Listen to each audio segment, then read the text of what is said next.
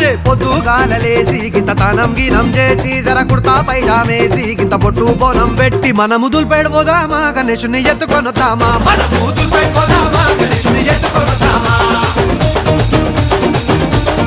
ఇంకొకడు చందారాసిండు ఇంకోడు కాడుకి కిండు జబ్బుల పైసల్లేనోడు గూగుల్ పేనే కొట్టిండు